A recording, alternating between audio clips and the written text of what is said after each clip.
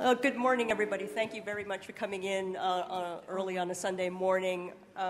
Welcome to Based on a True Story. We're going to talk about how we use fact in telling our stories, and we've got three very different filmmakers here. We've got Penny Wilcock here, who's got a film later on after this, a dog fight, a dog still. And we've got Tony Grissoni, of course, and Neil Mackay. And we're going to play a reel. We're going to show you some of the things that they've done, and I guess we'll have seen a lot of them. Go.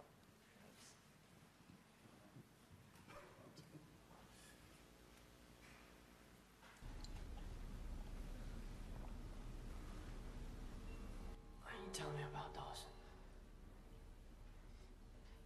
He was very kind to us when Jeanette went missing. Substandard housing, dodgy property trusts, backhanders to the local council. He's been very good to me. Oh, yeah? I bet he has. Oh, what was that supposed to mean? Do you think he'd do something like this? No. No? No, why would he? I don't know, maybe because of what I know.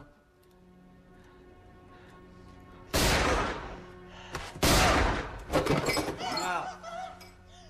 Oh, it's over a fucking shopping centre.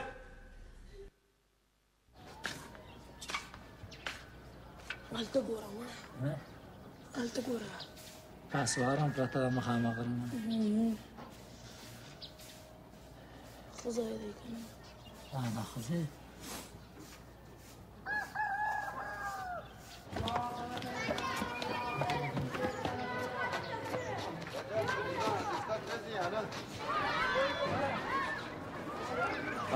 علیکم خوبی خیر است شما خب چرا دیر کردین حالا ما یک سال ماده شما حالا زود تیز برو حالا تیز بال زود برو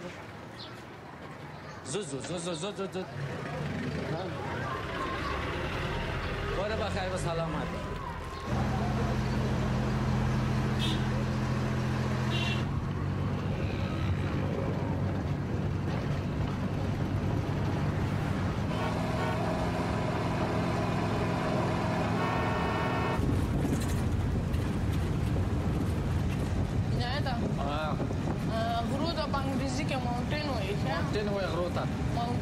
Mountain.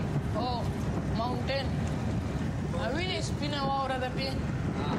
Dice waura da kana snow white. Snow. S-N-O-W, snow. Snow. Oh, snow.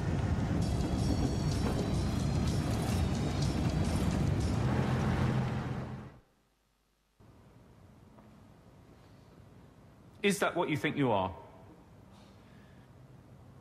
It isn't what I remember. It's not what I see now.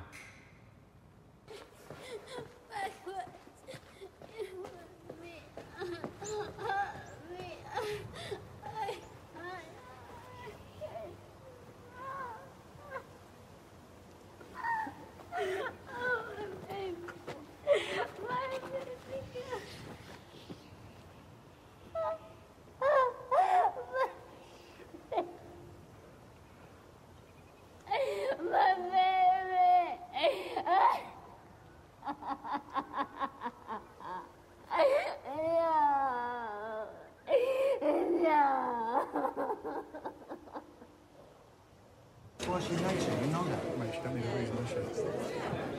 Come on, you see Chris. What's this? What do you want? You're Chris's dad. But I think Chris might be in trouble. I've got a feeling he's going to do something stupid. What are you talking about? Take no fucking notice of him. He's all right, all right? He's all right. He's not all right. Get the fuck out! Alan, he needs help. Alan, he needs help. Fucking listen to me! You fucking listen to me, eh? Right? You cunt! Now you fuck off back to London! I'm fucking telling you!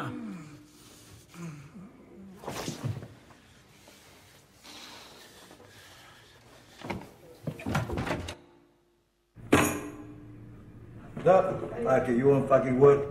Talk to him. You fucker. Adın ne senin? Hüseyin. Hüseyin. İş istiyor musun? Hı hı. Gel benimle.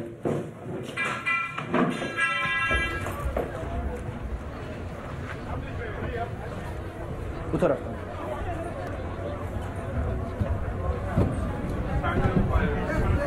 Sen Kürtlüsün. Sonra. Ben Mehmet'im. Beni dinle şimdi. Çok çalışacaksın. Kimseye karışmayacaksın. Kimseye güvenmeyeceksin.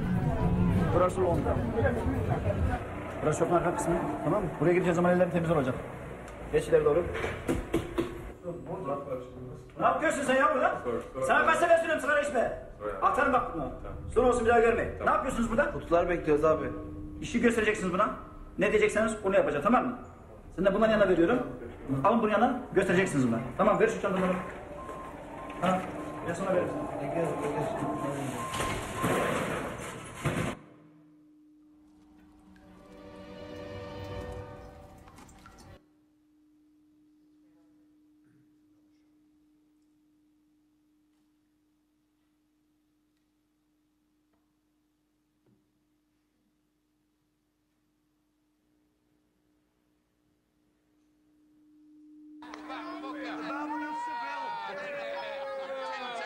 Do you want a packet of crisps, Albert? No? Hold on, some bastard stole me purse! Me purse! I think it's that blonde bloke.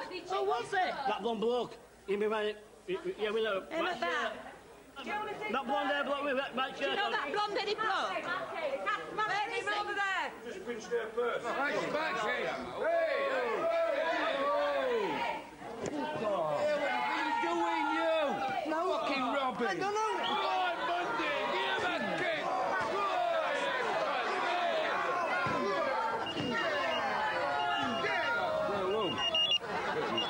Hello? Yo. Yeah, can you call us back in 5 minutes? I'm just in the middle of levelling somebody. All right, push there. Yeah.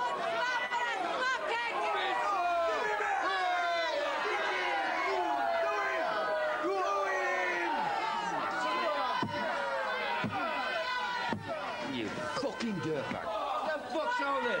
What the fuck's not in here? Not me. No. Stay there, don't move. Cunts like you here shouldn't be allowed to live. Fucking flyer. What's all that about? Yeah, there you go, love. Look, yeah, we might have shite in here, but we don't have shite like that. See you later, see you tomorrow. Aaron!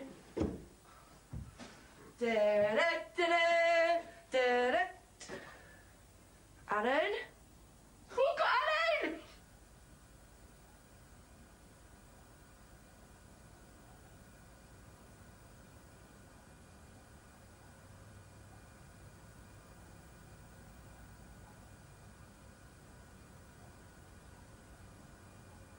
What have you done, Aaron? I don't know what have you done. Just, Aaron, it's all over the fucking house. well, I've done it. Just trying to make a bit of money, that's all. Blood money out of the fucking cows, they didn't sink. It's all right, I'll clean it up in a Look, minute. how can you clean this up? Well, stick it in a few bin liners. Look, I don't understand what the problem is, right? There's blood and cow everywhere. Why have you done this, Aaron? Because I love you. So I really fucking love you. I mean, really love you. I love you so much I cut his fucking head off. I'm You not fucking marrying ungrateful. You fucking stupid idiot. see- Get out! Look, Get don't out. fucking shout at me, Don't you fuck out, ungrateful please, I'll child. chop I'll you fucking knock you out. Yeah, this is OSC all day. Let's go. Shots in the club, shots in the car park, shots in the daylight, shots in the dark. Nigga, what's your aim like? Better be sharp. Cause we blow trees and we street smart.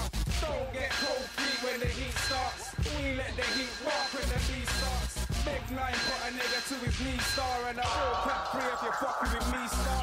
Coming at you from dangerous angles and foes will get mangled. Joe will get handled. I'm blazing more than a candle, damaging more than a vandal. My energy blast through the streets and the roads and we speak in the cold. Breaking barricades and balls, making you panic when I flow. You can have it, let me know. Life flows, hold that. Around my wages, all crowd, making it all back.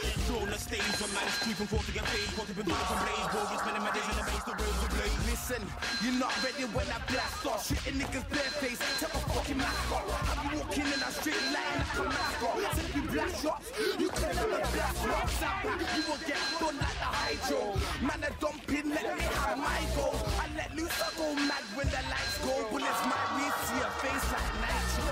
Context always see a double dare.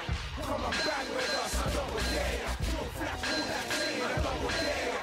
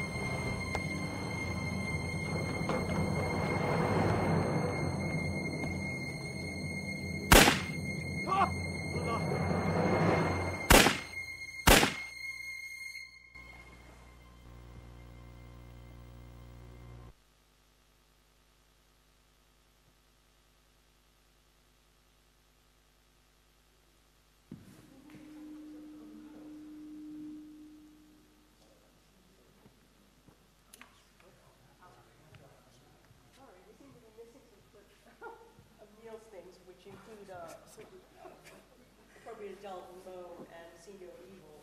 And I apologize. Blu-ray isn't working. Anyway,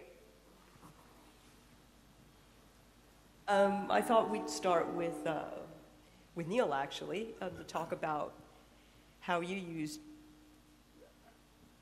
fact in creating the stories that you do, the scripts that you have written for the shows that you have done. And I wish we did have the clips. I'm really sorry about that. It's okay. Well, I suppose mostly what I've done is dramatizations of real events such as the Moors murders, Appropriate Adult, which was an account of the events which followed the arrest of Fred and Rosemary West, and things like that. I mean, they're pretty, they're very serious stories. They're historical events which kind of really matter and are in the national consciousness.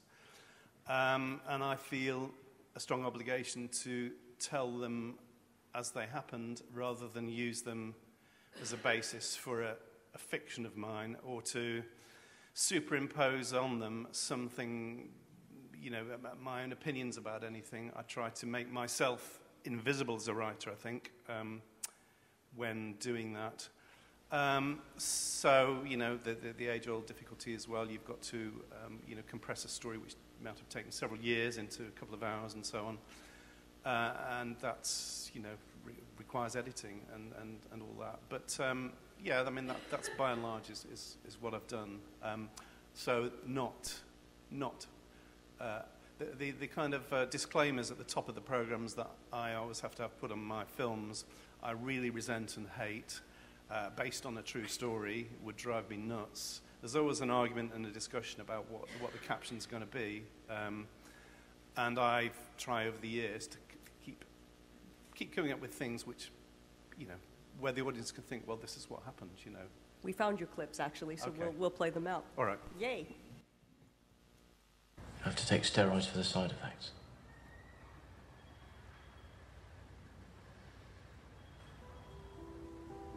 Okay. I trust you. As long as it's finished before the election. Sorry? Well, I'm a politician. There's almost certainly going to be an election on May 1st. Oh, we could delay the No. We must get it done before, mustn't we, darling? Of course. One other thing. Nobody must know.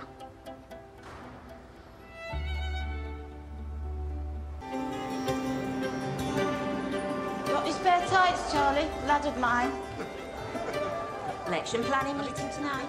Yes, but not essential for you to be there. Your strength is in execution, not strategy. Oh, I'll be there. Tony's asked me.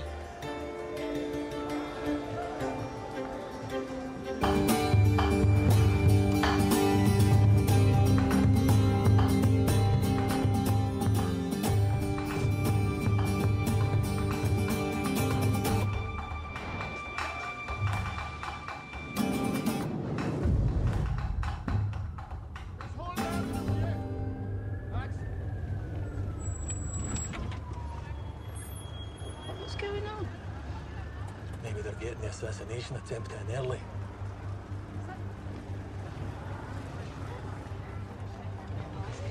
Mo, what you do? Mo! Get out.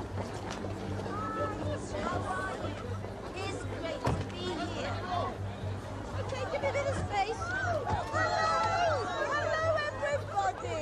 Lovely to meet you. Lovely to see you, my darling. Well, thank you, my darling. I am well now. That's grand, because this place is in need of some healing too, so it is. Well, I'll do my best. I promise. Isn't that her? Aye, that's her. Come to see a granny, expects her to boot her out of here, obviously. You sure you've done the right thing letting her go? That's Benfield's decision, no mine. What do you think, sir? I think there was a plan to get rid of the body using the car. Look, car. Remove all movable objects. Clean cover, floor and seat. Fresh poly at night. I mean, this is her car. He doesn't even drive, you said. Who else is going to drive the car, for Christ's sakes, once they put a body in the back? How can she possibly not be involved?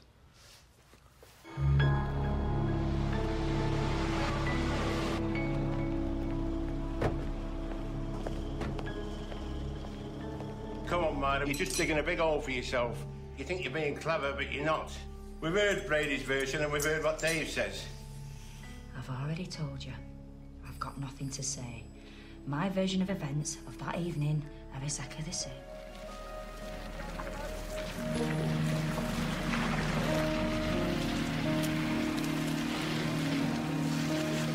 Is it true there's a body, Mr. Benfield? Mr. Talbot! Mr. Talbot, can you give us any details?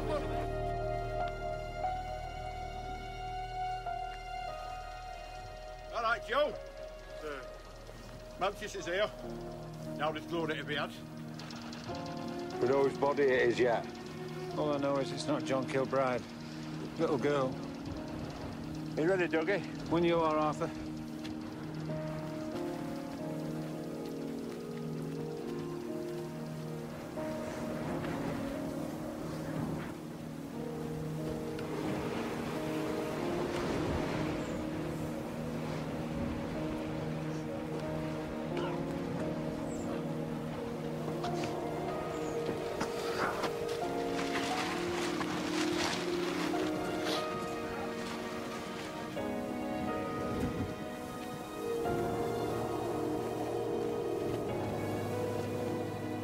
Is it male or female? Come on, lads, give us a break. We're not saying anything tonight. Yeah? Back. Give us some room, would you please? Mr. Mounsey, are there any more? You get out of my way! Let us through! Get back! How many are there, Mr. Talbot? Can you give us any detail? Is it a boy or a girl? Are there any more, Mr. Benfield? We'll make a statement tomorrow.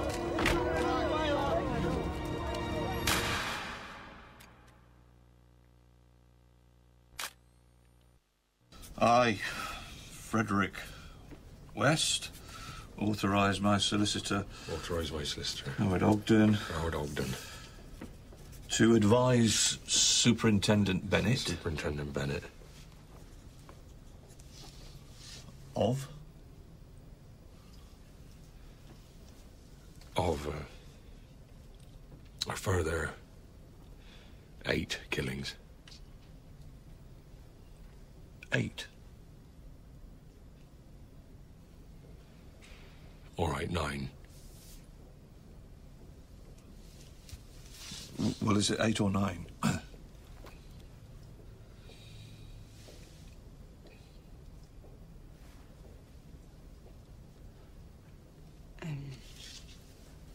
Shall we just put approx? That's it, approx. Good girl. Of a further 9 approx killings.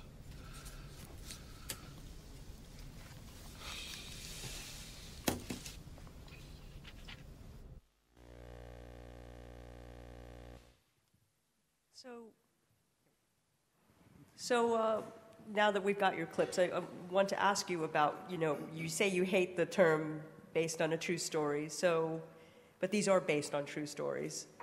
How do you... It's the word based on implies that you might have leapt off into fiction. And, it's really important to me with appropriate adult, for example, that this is, for the many, I'm sure, who didn't see it, when the police interview someone who is thought to be not able to look after their own interests, child or somebody with learning disabilities, the police bring in an appropriate adult to sit there as a witness. At the time the West murders came to light, it hadn't been going very long, the appropriate adult scheme. I think the Met were totally on the case with it. I don't think Gloucester Constabulary were. And the person they brought in, Janet Leach, who we built up a long and close relationship with to make the programme, had done a little bit of training, but not very much. So she came in not knowing anything about the job very much, or the barriers, or the kind of protocols, what you should and shouldn't do. It was the first time she'd ever done it. Was led into a police station, into an interview room, sat down to hear Fred West's confession of the murder of his oldest daughter, Heather, which was an astonishing confession, which in the drama was given verbatim drawn from police transcripts.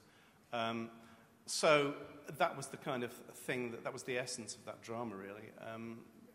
I didn't make up, Fred West's confession. It was his words. It was Janet Leach there.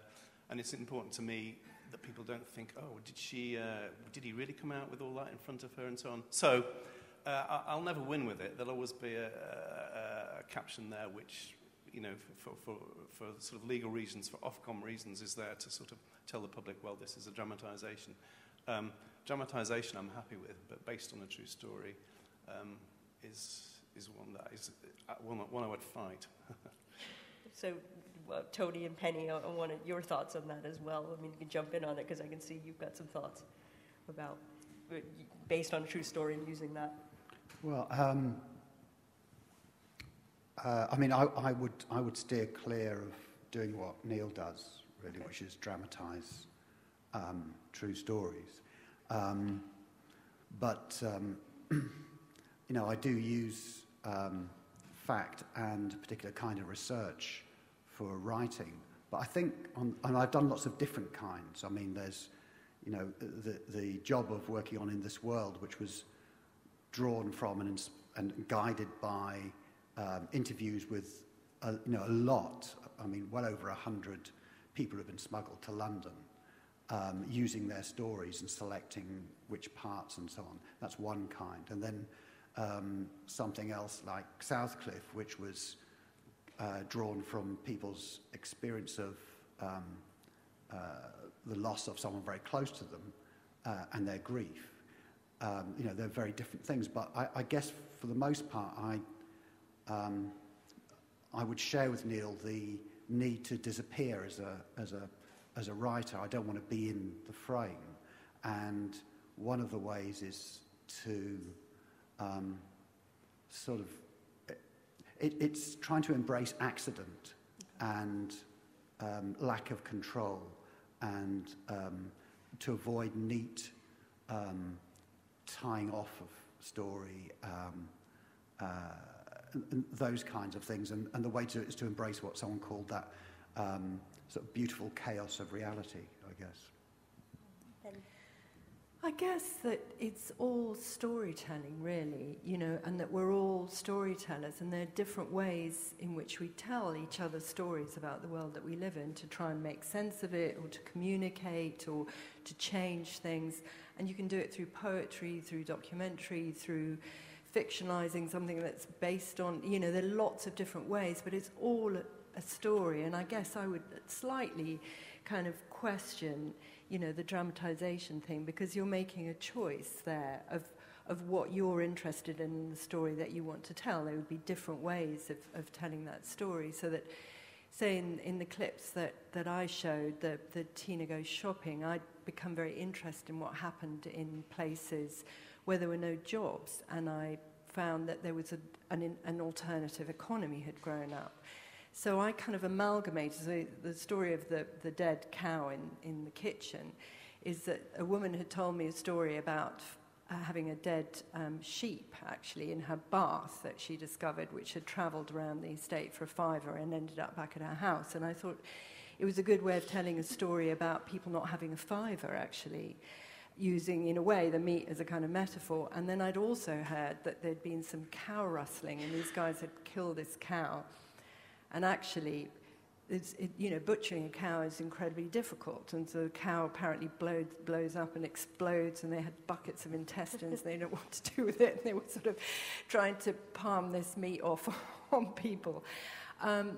So I sort of amalgamated different stories and put them together. And so it's a fiction. And the guy in the pub, in that case, it was actually Colin, who had told me that story, who told it as a funny story that he'd had a call on his mobile in the middle of levelling somebody. But it was also about how a kind of system of justice works in a place where you don't call the police, So, but it's stories. I guess it's whether you do the William Randolph Hearst story or you do Citizen Kane, isn't it? And I guess I go for Citizen Kane. Yes, and it's interesting, obviously, that some stories, don't make drama. They're interesting, and a lot of them kind of come my way, but they don't have in them. They have in them a story of some form that can be told in some way, but they don't have in them what it takes to make a drama, and detecting the difference between a story that has and the story that hasn't is an interesting one. I mean, I expect this might have happened to Tony, had over the years approaches about, dramatising, for example, Dunblane, and one or two other events like that, where somebody has gone apeshit and killed a lot of people. All kinds of reasons why I wouldn't have wanted to do that. But in the end,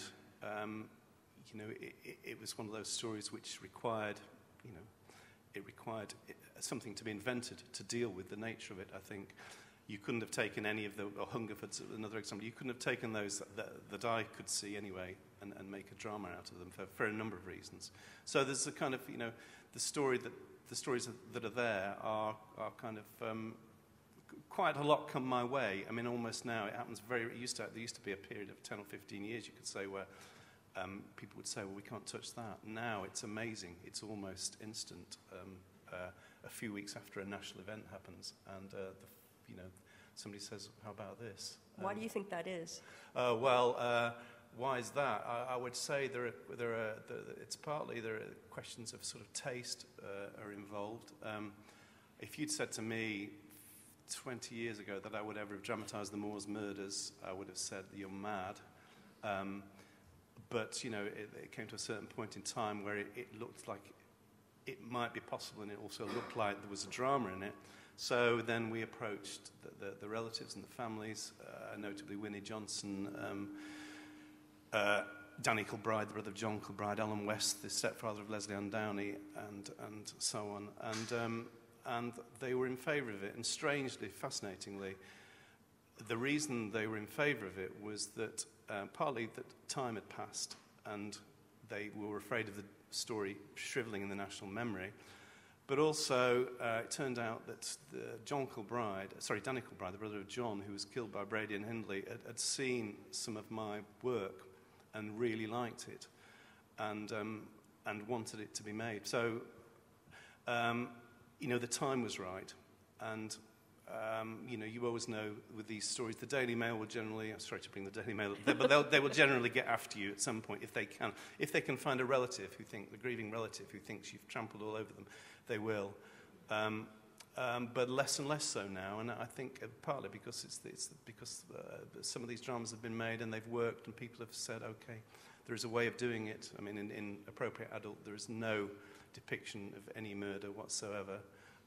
In See No Evil, no depiction. There was the beginnings of an attack on somebody, but I did a drama called This Is Personal, the first one I did of this kind, which is about the investigation of the Yorkshire Ripper murders a long time ago. None of the murders were shown. So, there's a way of doing these things, which I think audiences are bought into now. Do you think? Oh, sorry. Do you think that? Oh, no. Do you think? A rhetorical question. I mean, there is, the biopic, for example. Yeah. The thing that amuses me about the biopic is that they tend to fit into a pattern. Yeah. So they're not really about whoever they purport to be about. They're about telling a very worn story that audiences are expected to that people expect the audience to want or to hear. So guess what? Born in a very poor family, but has a great ability to make music, to draw, to whatever. Dad leaves early, mum dotes on him, grows up, gets a first chance, gets some money, gets married, gets more money, more fame, leaves wife, takes up someone else, takes up drugs, goes on, is about to die, mum's dying, goes and sees mum, she dies, then has a new start. I mean, you can, these horrible patterns. That's my next film, that. Well, I think it's a lot of films, so there's a tendency then to take these so-called facts and then use them to paint in the paint by numbers pattern, which is then marketed to us. And so really it's not about anything other than this sort of very well-trodden framework, I guess. But you like the untidiness, and you like not painting by numbers. And you were telling me about how you did In This World, Michael Winterbottom, that whole process. And I wanted, if you could share that with us.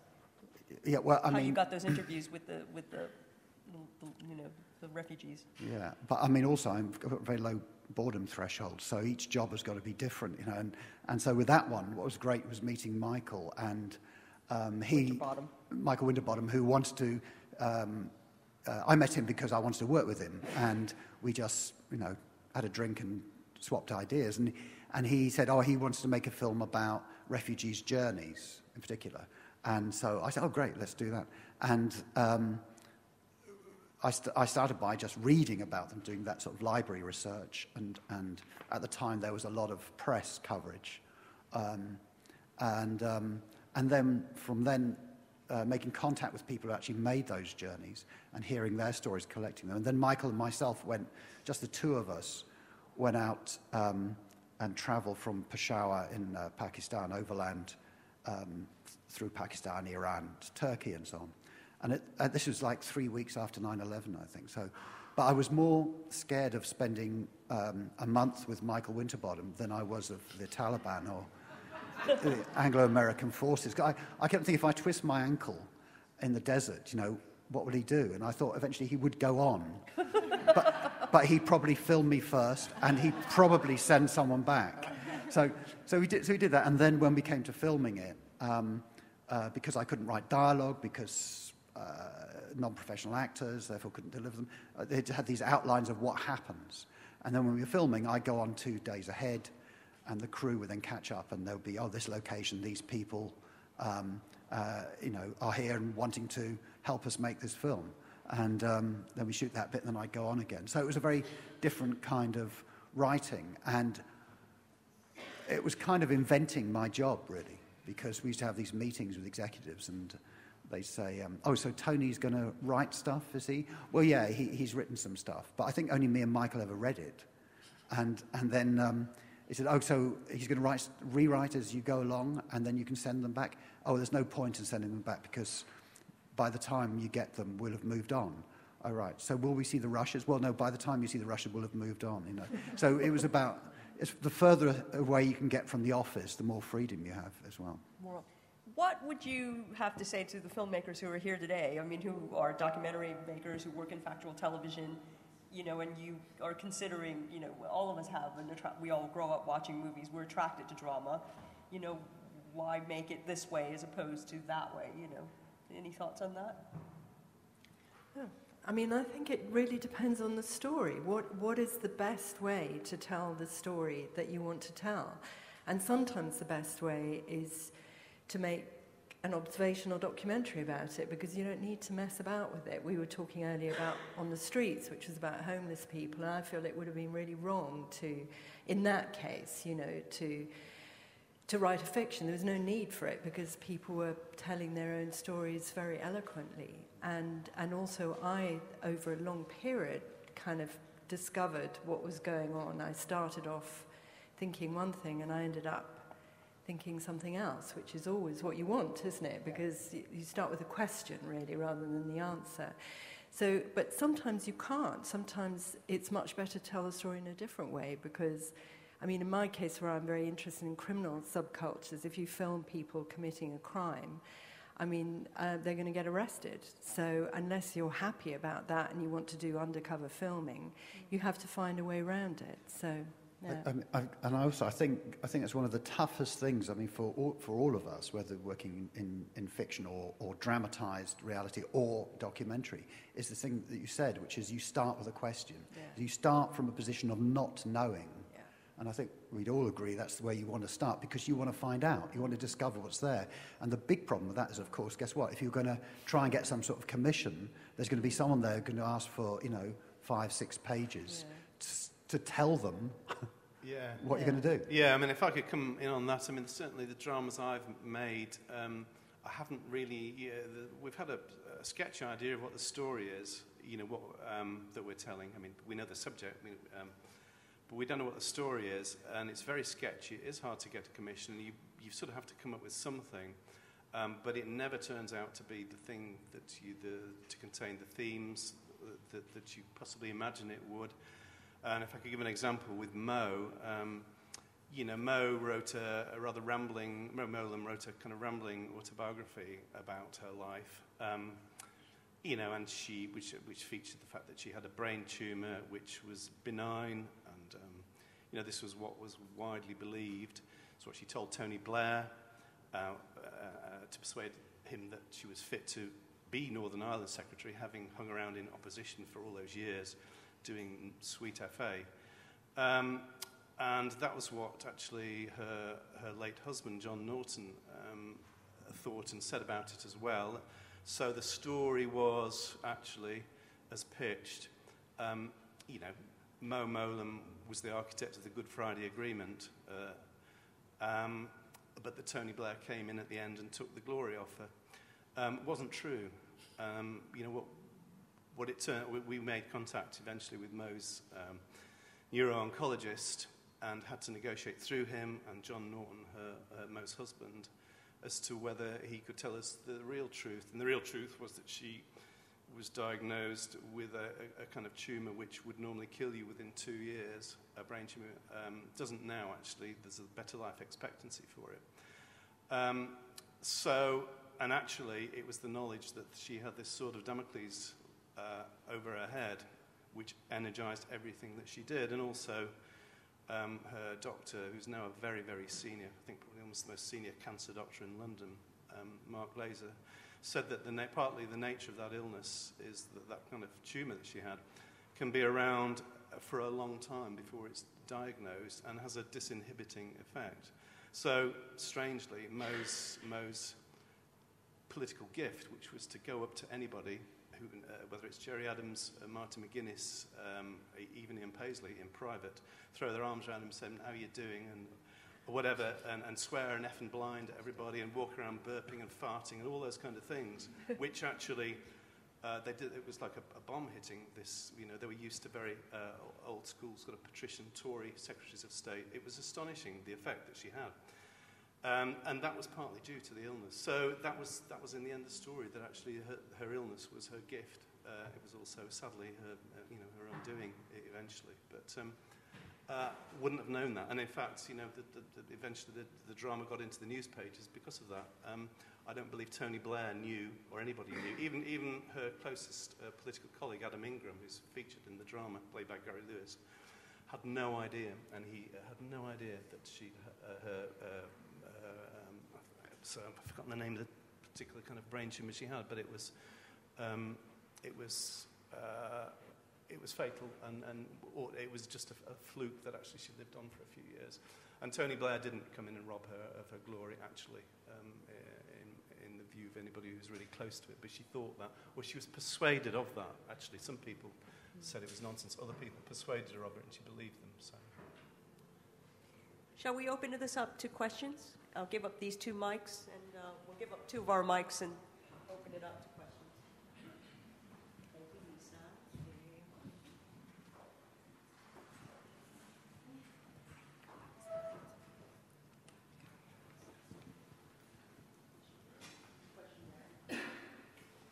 There's one out there. Well, no, but this lady was first, and then there's somebody out there. You said about how some stories lend themselves to drama and some don't, and you look at some stories and think, well, it's a great story, but there isn't anything in it that, you'd have to invent a scene or 2 to be able to make it, to tell the story. Could you go into a little bit more detail on that? Because give us an example of a story where you thought it's great, but there just isn't something we can actually reconstruct that works. Sure. I mean, I think I can. But I mean, just firstly to second what Tony says about, for example, the biopic and the standard format. And what the pressure tends to be, probably the more you get towards Hollywood, this is the case, that if there's a story, let's not bother too much with the facts. Let's follow the structures which are set out in screenwriting courses, of kind of inciting incidents and reveals and redemptions and all those things which make a classic Hollywood film in some people's view, and actually, dismayingly, I notice a lot of documentaries now mimic that structure in a way that I think, I just don't believe this, you know. It's an unfortunate thing. It's a creeping kind of thing that's happening. Can I give an example of where I might have to pass the microphone across before I can think of something that I've been asked to do where I thought you can't do that. But it would be to do with partly, it might be spread over time. The story, I really believe that in these dramas that I've done, it's important not to tidy things up, not to have the standard screenwriting structure if it doesn't fit it. I mean, one of my favourite films, which obviously is fiction, is Kes, if not my favourite film, and you look at that and you think, well, actually, you could tell the story in 10 minutes, and these days you would probably have to. It's very messy. The scenes that go on for about 10 minutes, which don't really advance, you could write the structure down in 3 sentences and probably the story beats in about 10, and that's it. But actually, a film is a film is a film, and Ken Loach, you know, did something which wasn't about structure in the way that it's taught now. I'll have to just wrap my brains. I mean, the massacre thing, the Dunblane in Hungerford is an example, but I can't give you the reasons now why I've looked into it. But I'll try and think of one before the end. Any of you got one? No. I really think it's kind of, a film has to start with your passion to make that film, and that in a way that's all it is, and you never know whether it's really going to work or not, and you know, it's just always a leap into the unknown, and then there are different ways of doing it, like you were saying about in this world, that when I've worked a lot with not professional actors, even though once they've done it once, they're an actor, or while they're doing it, that's what they are. That if people are maybe semi-literate or they haven't done it before, you don't really want them learning a lot of dialogue and then looking like they're trying to remember it. So it's much better to write an outline of they have to get from A to B in that scene and let them do it in their own way. And often they'll do it more brilliantly, won't they, than the dialogue you can write yourself. So, and I tend to, even when I have a script, and to let actors improvise. If something doesn't sound right coming out their mouth, I'd much rather that they said it in a way that sounds authentic to them. I don't like very technical acting where you can see the wheels turning and going, oh, that's a marvellous accent that person is doing, pretending to be the Queen or whatever. You know, it's not, would rather believe it. And sometimes to believe it, you need to use somebody who's not famous, so you're not thinking that actor is being very good pretending to be someone else. Yeah. I mean, on that score, it's about if you're casting people who are non-professional actors, it's like I think it was Ken Loach whose advice was, you know, you try and cast someone who's doing something very, very close to the character in the story. Yeah. So in this world, for instance, the guy who organises the 2 boys to be smuggled overland and does all the business was a travel agent. But actually a lot of his work, because he was travel agent in Peshawar, so some of his work was organising someone to travel as far as London, and therefore you need passports, and how do you get passports and so on. So.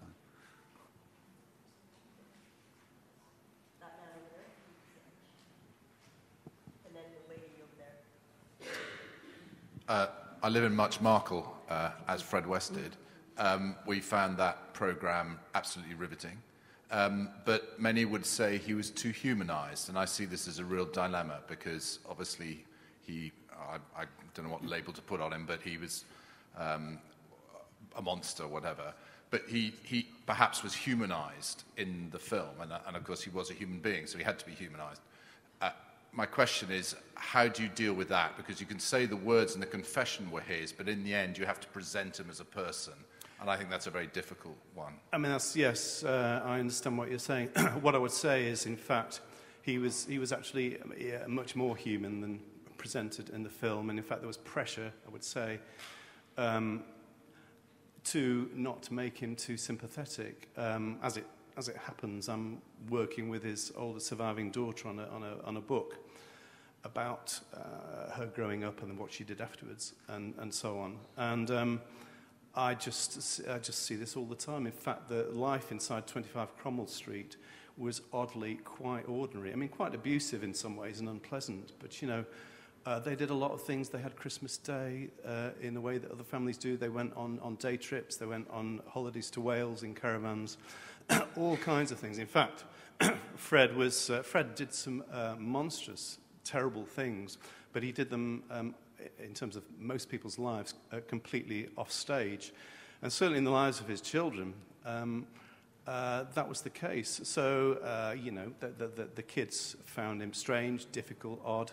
But, for example, you know, they would go out nicking stuff from the builder's merchant with him. They found it fun. They'd go out nicking bicycles in the park in Gloucester or in Cheltenham, where the bikes are of better quality and more expensive. A great normal life went on for a long, long time, and the horror was off stage. And so, you know, I would actually say, I would say we didn't make him. Well, we did make him human, but I would naturally have gone more in that direction. He was a very amiable, affable chap. If you look at photographs of him, for example, when he's being led into court, joking and bantering with the security officers and police with him, he was a very charming man. He could charm the hind legs of a donkey. So was Philip Savile, wasn't he? Sorry? Absolutely. Yes, well, even much more charming than Jimmy Savile, actually, much more oddly. Yeah. But very interesting that you live in Much Marcle. I hope things are quieter there now. Yeah.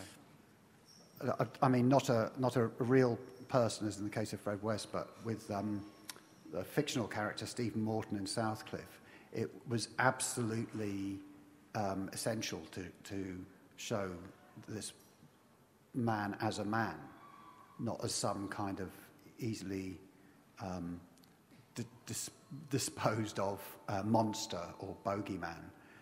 It's a counter move to the sort of tabloid headline of they are evil, you know, of that kind of thing. You're dealing with people who you share a lot of things with.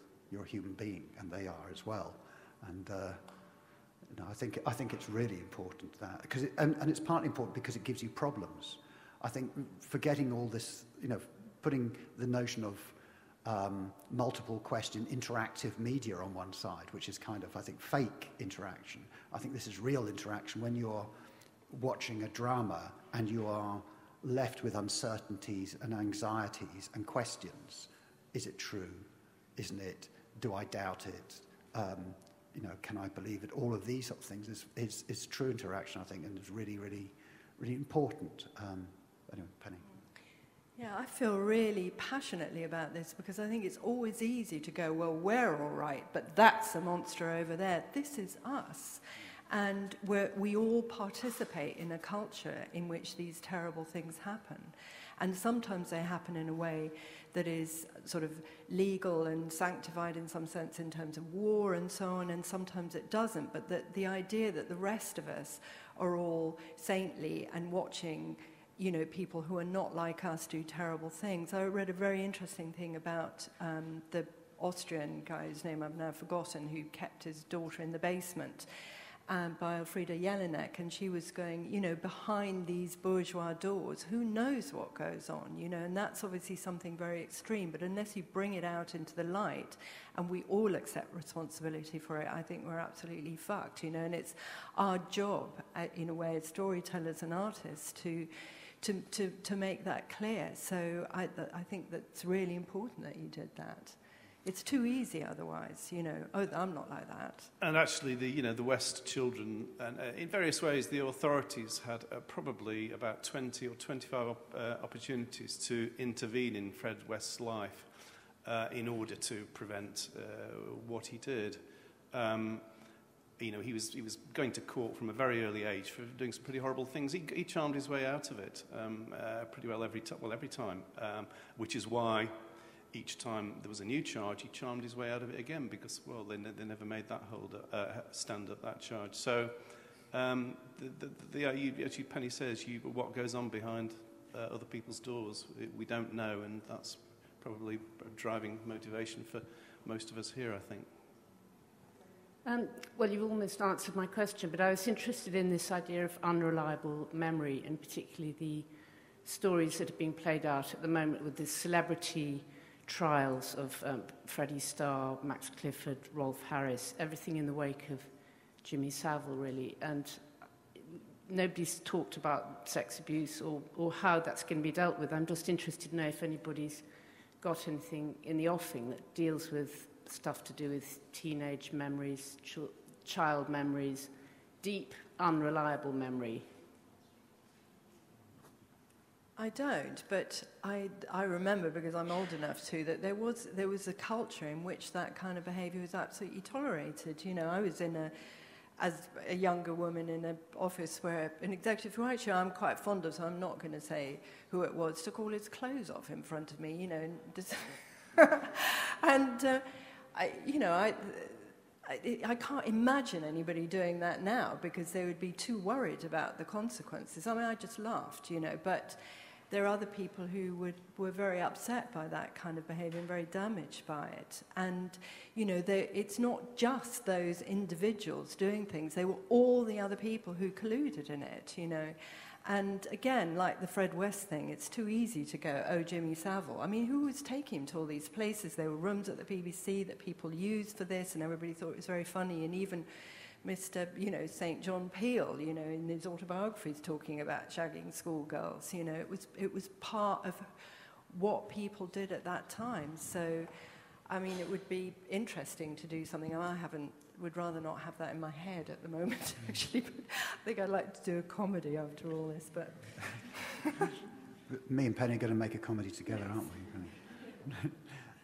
I mean, I'm not doing one of those either, but there was a story recently that I've been working on for a time, where the main character is off stage. So the apparently dangerous psychotic person is very off stage, and the person that you concentrate on is the person who is having a relationship with them, and their need for that person, and the collusion that you get between couples.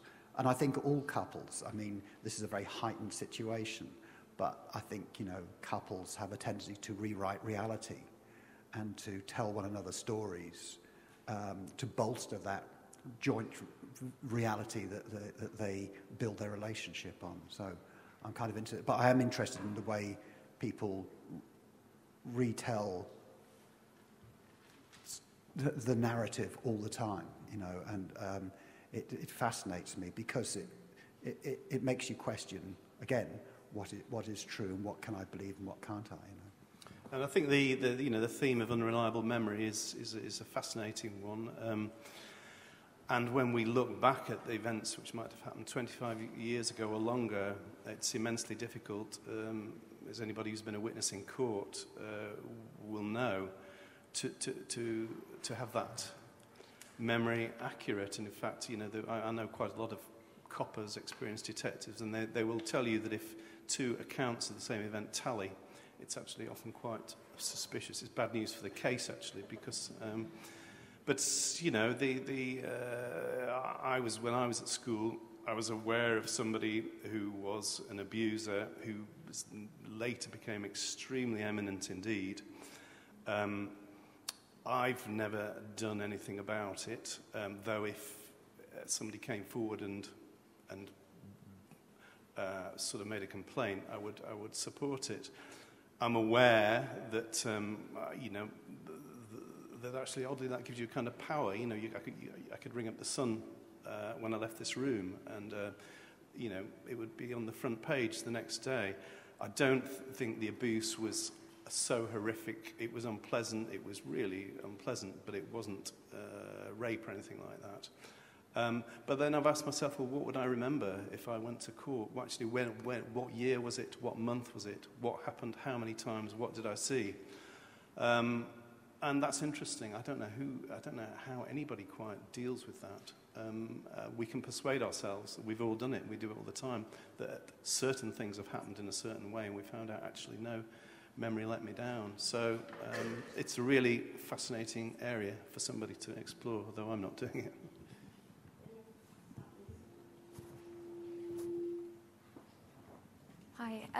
was wondering, I suppose this relates mostly to kind of the telling of very specific events, but I was wondering if you could talk a little bit about how you handle contributors when you're dramatising a story, because just based on my own experience, I'm very conscious that in a sense with dramas, perhaps sometimes people have more of an eye to posterity, or they're trying to kind of shape events in a way, in a different way, and I wondered how you negotiated keeping people in, kind of helping you with telling the story and revealing all of its kind of its complexities. I mean that's a very interesting thing, because you know, the ones I've done, you know, the really difficult ones like See No Evil and Appropriate Adult, they've taken 2 or 3 years at least to do. Involves building up a long relationship with the, you know, it's grieving victims and relatives basically. About which you have to be very careful, and I would say there is a trade-off that happens certainly in terms of with the See No Evil, about what we showed and depicted, and I spent quite a lot of time with Winnie Johnson, the mother of Keith Bennett, who's now died. She's not as she appeared to be whenever you saw her in TV clips. Brady and Hindley didn't ruin her life. They had a profound effect on it. She's actually an extremely cheerful, brave, bold woman, full of humour, full of laughter, an absolute joy in her, which and yet, you know, you see her on telly and it's all, her life's been destroyed. It's absolute nonsense. But one of the things, she had very few things where she was prescriptive about what was in the drama, but one of the things she didn't want was the use of the tape of Leslie Ann Downey as she was being tortured by Brady and Hindley. And that readily was something that we agreed to. We overcame that moment in the drama by playing the opening music, which was the little drummer boy, and then cutting to the aftermath of where the tape's finished, and you never saw it. And you know, Winnie was very happy with the drama, and one of my most enduring and most wonderful memories actually is that we filmed the trial of Brady and Hindley at Chester Assizes, where it actually happened. We took on that day Alan West, the stepfather of Leslie Ann Downey, all the Kilbride family, about 15 of them, Winnie, and Jackie Reed, who's the closest relative to Pauline Reed. And we had a wonderful day. It was strange to say. They all went in court and they watched Maxine Peake and Sean Harris being Brady and Hindley. And you would think, isn't that trauma? Isn't that? I mean, if you could told me that something like that would ever have been seen in an event like that, I would have told you were crazy. Actually, oddly, amazingly therapeutic. You know, they were meeting the actors depicting the people who'd killed their relatives. So it can work extraordinarily well. I wouldn't say that it ever takes away the awful things that have happened, but the process of making these dramas can be a really good one. And I'll give one more very quick example. When I was doing Mo, I met Michael Gallagher, whose son was killed in the Omagh bombing, who was absolutely a wonderful man, wonderfully helpful, and portrayed in Guy Hibbert's drama Omagh on Channel 4.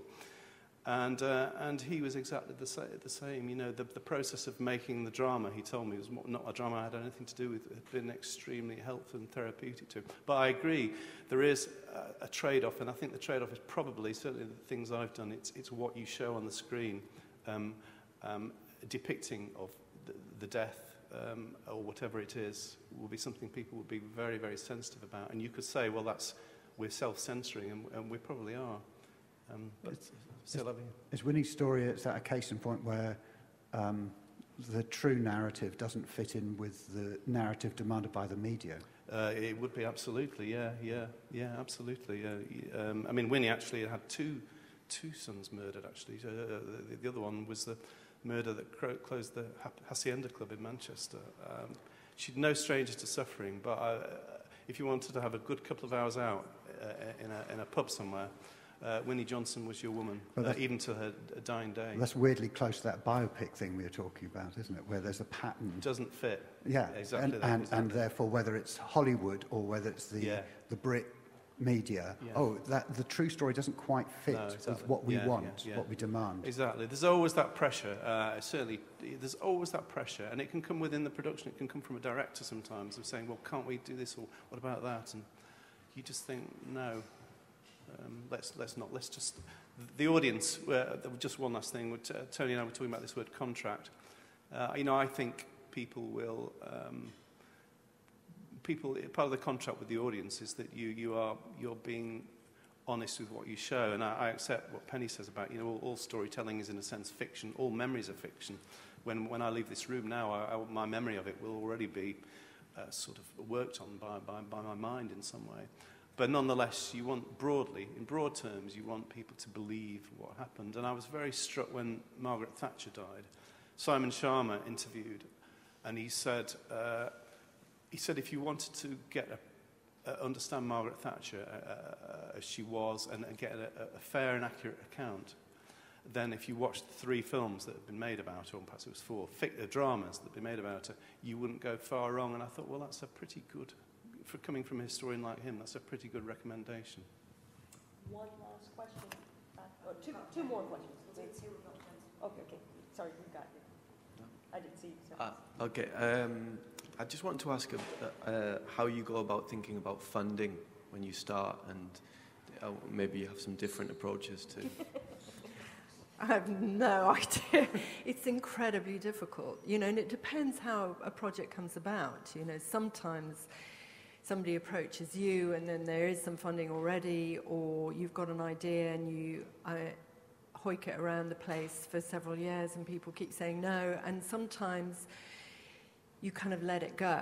And sometimes I've got, a couple of things that people have said no to many, many times, and I'm, like a dog with a bone, because I really want to make it. So it's kind of, in a way, persistence and tenaciousness is the main quality that you need, and it's not easy, but persevere. I'm sorry not to be, I wish it just rained down, but it doesn't with anybody. And I don't know about you two, but I often get people thinking, oh gosh, it must be really easy for you because you make so many films. It's honestly, I could paper my house with rejections. I had one last week. That's the truth.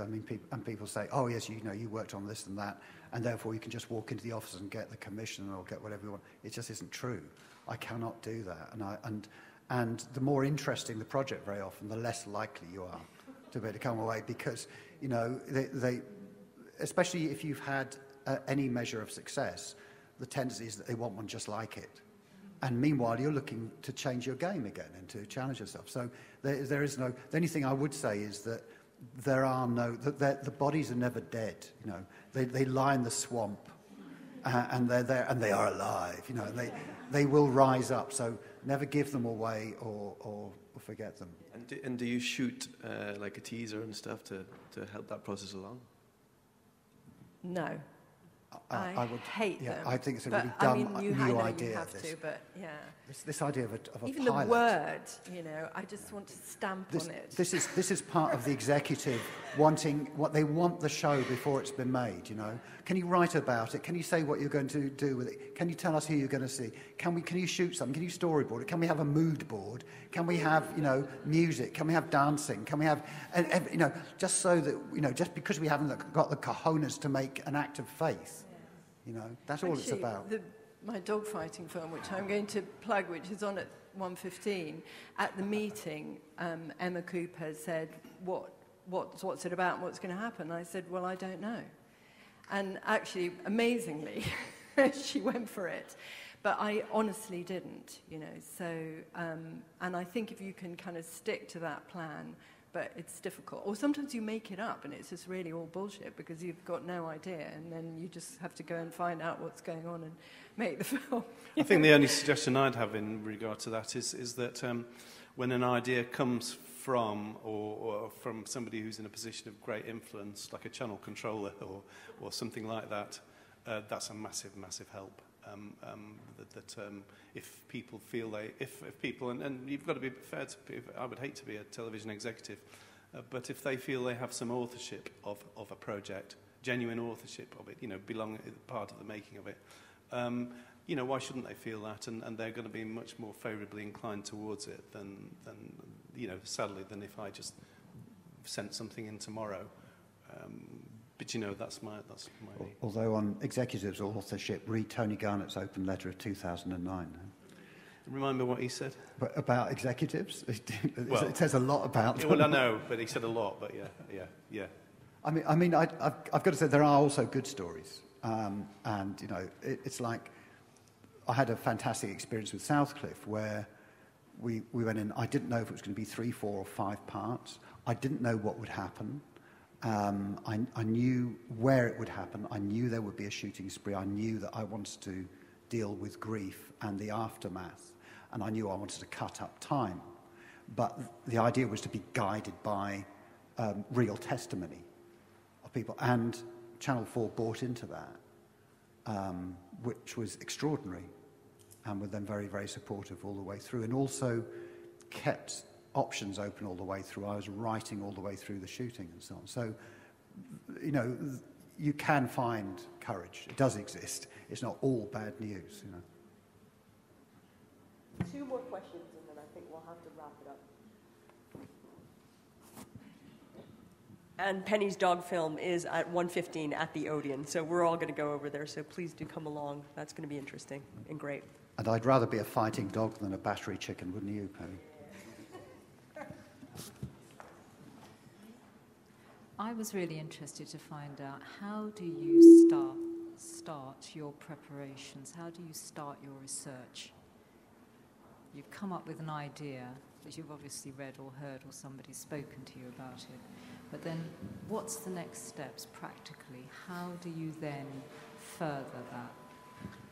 I mean, it depends, but it's really a lot of time very often. I don't know. I mean, I tend to do my own research, and I go somewhere and I hang around for a long time, and usually I'm interested in things which people are worried about, and people generally think that I'm working for the police or the social services or something. So there's a huge amount of rejection involved, actually. And I mean, in a party, well, this, I'm the person that hangs around in the kitchen and runs away straight away. And if somebody doesn't want to talk to me, I just, I would never push myself on people.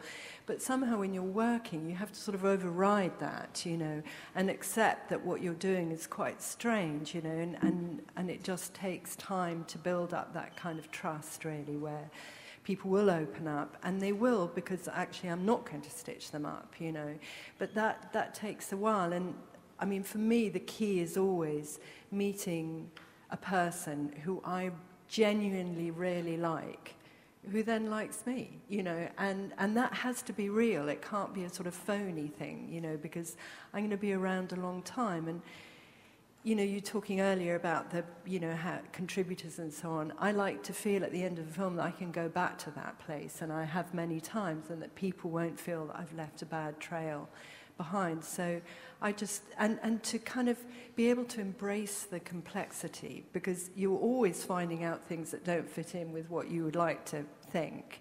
And somehow remaining alive to that, sometimes quite hard, isn't it? And you have to go, okay, I thought it was this, but it's not, and being able to kind of constantly rewire your brain and stay alive, as we've all been saying, to the messiness and the surprising. Life is really, it's a cliche, but it's so incredibly diverse and surprising and extraordinary, So, yeah, it's just sort of surrendering yourself, really, in a way that scientists do as well. You start with this question, and you don't know whether your hunch will come out at the end. But yeah, I mean, I can't really put it any other way. And then I go home and write it, and at that point it's mine. And then I'm not consulting people all the time about what they think or anything like that. Yeah, my experience is it's just almost a hunch of going to the person who seems to have the story, perhaps the secret to the story that you want. So in case of See No Evil, it was tracking down and finding Dave Smith, Myra Hindley's brother-in-law, who'd witnessed the final murder and in fact reported them to the police and so on and so on. And people, very, very hostile, with the appropriate adult, it was tracking down and finding and persuading Janet Leach, the appropriate adult, to talk to us because she'd had a very, very bad time as a result of the publicity.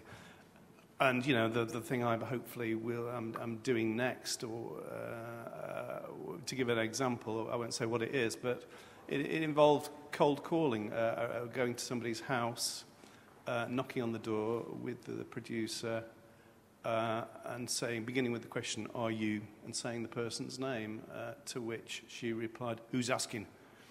And that first hour of, you go inside and talk, and that first hour of kind of contact, somehow it can be there. I've had the great good luck that that's what's happened. So I wanted to, we've got to wrap this up because we've got a film to go to, the dog film. Thank you very much for coming out on a Sunday, and please thank our panelists, Penny Woolcock, Tony Grissoni, and Neil Mackay.